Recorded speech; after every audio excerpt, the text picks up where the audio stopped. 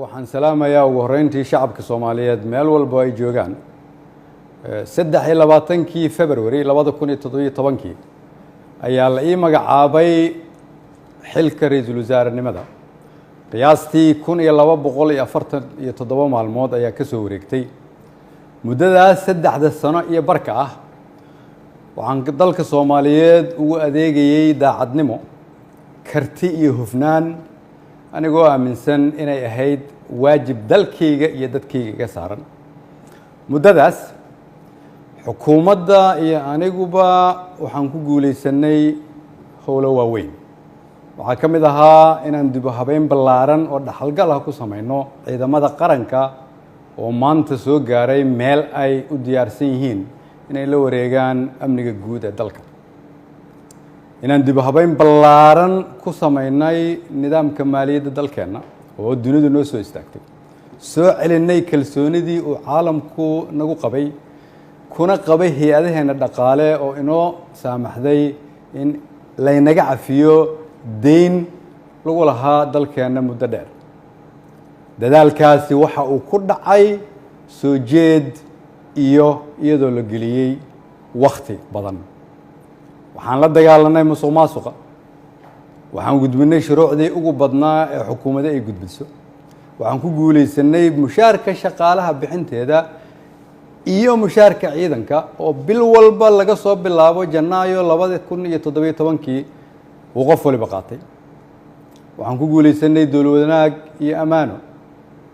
waxaan ku guuleysanay annagoo dib u soo nooleynay sharaftii ummadda Soomaaliyeed si loo ilaaliyo dhammaan guulahaas ay xukuumadda iyo shacabka Soomaaliyeed gaareen dhammaan shacabka Soomaaliyeed oo qayb ka ahaa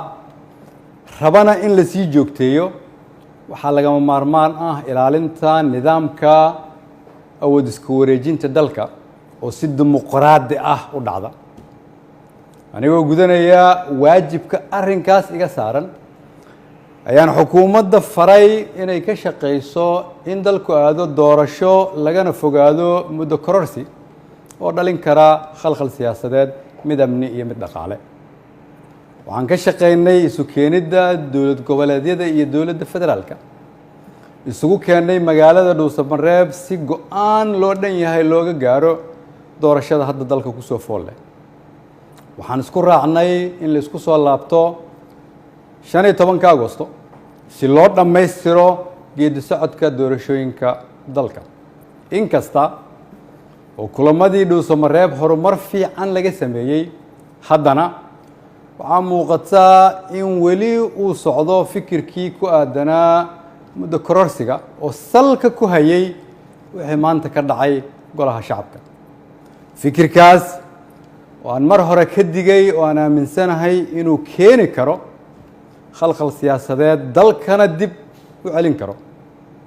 ayaan waxaan mar kale xasuusinayaa ummadda Soomaaliyeed in dalka 4 sano mar ay doorasho ka dhacdo iyadoo xukunkii ay qoro isu dhiib inay tahay dhaqan sax ah oo dalkan lagu bartay ayna tahay kulligeen inaan ilaalino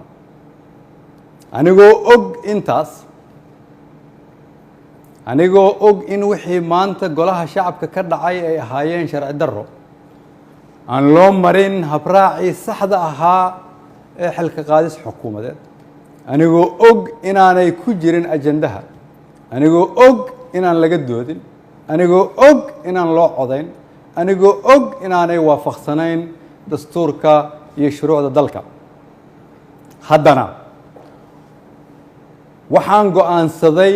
inaan anigu ummadda Soomaaliyeed u noqdo tusaale oo aan iska casilo xilka aan ummadda Soomaaliyeed u hayay anigoo dhowraya midnimada dalka iyo inaan dib loogu laaban burbur iyo dhibaato si aan ugu tiro shacabka Soomaaliyeed qaybna aanan uga noqon khalkhal iyo dib u dhac siyaasadeed oo dalka ku dhaca mid dhaqaale iyo mid amni mid bulsho ayaan sida ummadda Soomaaliyeed ugu baratay waxaan u noqonayaa tusaale inaanan marna halkan xukun u joogin laakiin aan u joogay inaan shacabka Soomaaliyeed u adeego